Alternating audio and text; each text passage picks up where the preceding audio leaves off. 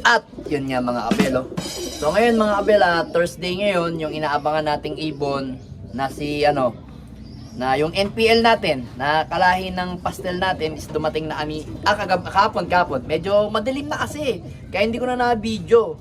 So sabi ko nga, kinabukasan ko, nabanggit ko naman dito sa video natin, na mamaya na ibibideo ko ngayong araw na lang to. Kasi ngayon Thursday ngayon, so ngayon, dumating yung ibon natin.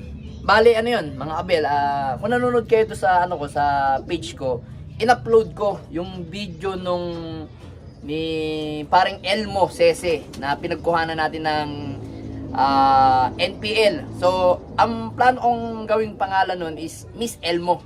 Miss Elmo na lang ipapangalan ko doon kasi galing sa kanya yon, siya ang nag-breed nun mga kabel. Kaya ang tatawag ko doon is Miss Elmo na lang. Pwede ring Miss Sese. Miss Sese, Miss Elmo. Miss Elmo na lang siguro, mas maganda no mga kabel.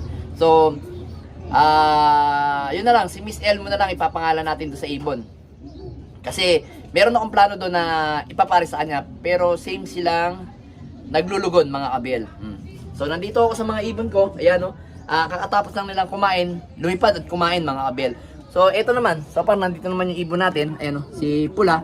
So Huwebes ngayon, update ko lang kayo dito sa ating So yun nga, nagpakain tayo ng mga ibon natin kanina, tapos ayan, probiotic ulit tayo.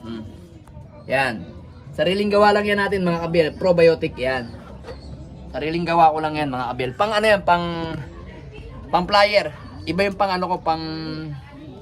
pang breeder ko, kasi ang breeder ko, ang ginagamit ko ngayon is yung kay paring Tolome, yung probiotic. Kasi di na ako gumawa ng ng probiotic ko ng pang breeder eh. So ang ginagawa ko na lang, total meron naman ako diyan Tolome, yun na lang ginagamit ko. Then sa mga susunod na araw siguro pag naapasyal ako kay paring Tolome, kukuha tayo sa kanya ng ng Tolome probiotic kasi mainam naman talaga sa mga ibon yun. Dati ko pang gamit yun. So ngayon, meron lang talaga akong ginagamit na sariling templada ko sa mga ibon ko pagdating sa mga probiotic mga kabel. Tapos meron din akong prebiotic. Hindi na lang ako gumagawa ng probiotic ngayon. Pero kaya-kaya ko naman gumawa. Kaso kasi tinatamad na akong gumawa ng probiotic. So yun mga kabel. Ito naman, so para sana mangitlog na yung ating ibon na si Miss Rigor.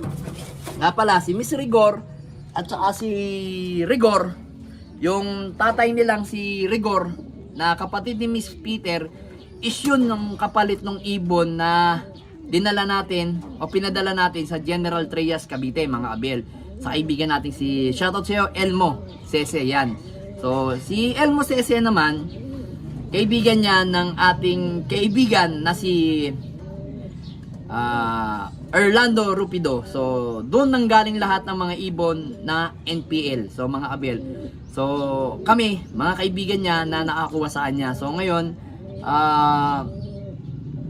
kami sumusubok sa mga ibon niya. So par naman lahat ng mga kumuha sa kanya is nananalo yung mga ibon kasi online yung NPL. Bale alam ko nabanggit niya ang baseline nun is kung kilala niyo yung secretary ng PHA na si Jimmy D, doon ang galing yung mga ibon niya. Alam ko 5 yung nakuha niyang ibon doon mga kabel, double ban. Matagal na yun eh, tagal niya na nakuha. Ngayon breeder niya, tapos inbreed, tapos yun na yung ginagawa niyang panlaban niya yun. Kalimitan na nanalo sa APR mga kabel. So wag na nga natin patagalin.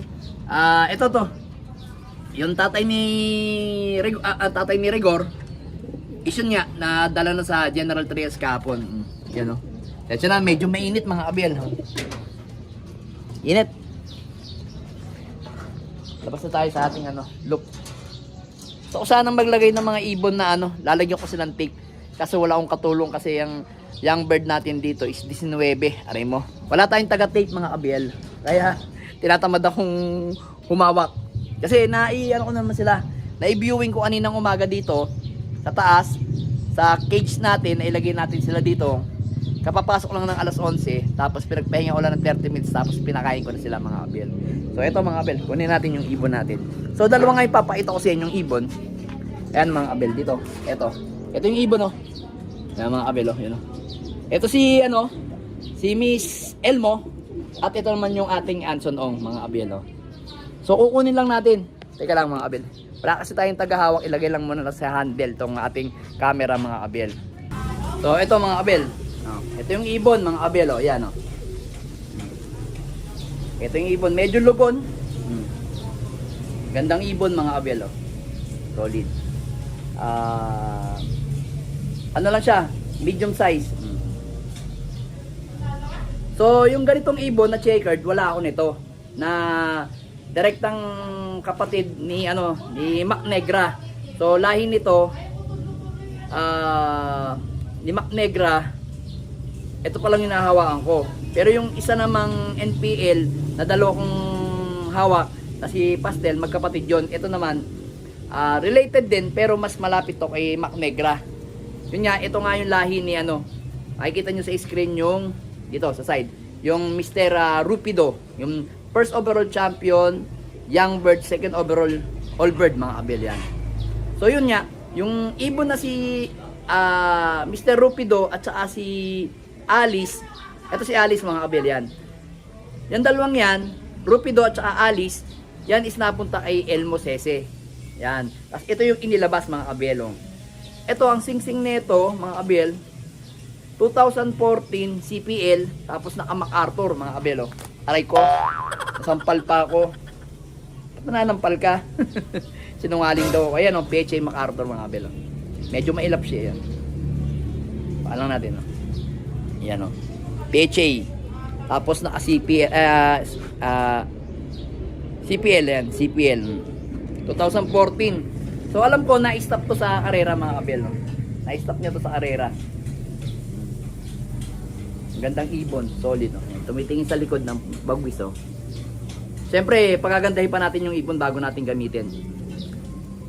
Yan, solid na ibon, no? Ganda. Babae siya pero sarado-sarado yung sipit-sipitan mga kabel, to. Sarado-sarado yung sipit-sipitan niya, kita nyo. Dito. Ang liit na ng ilong. So, isa to sa magiging foundation bird natin. So, apakagandang ibon nga nito mga kabel.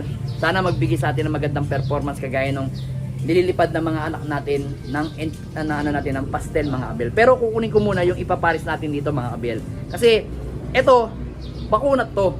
Kunat, panay kunat to. So, hindi ko masasabi na may speed yung ibon. So ngayon dadagdagan natin ng speed. Ang sabi sa akin ni ni Bro Orlando, kuha ko o mag-pairing ako sa mga ibon niya na may speed.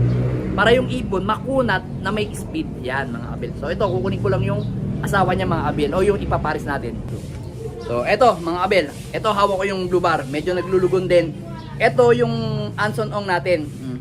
Tapos yung itong Anson Ong na to, ang cross nito, Bogart na first overall champion at saka may pasok na Florison. Yan.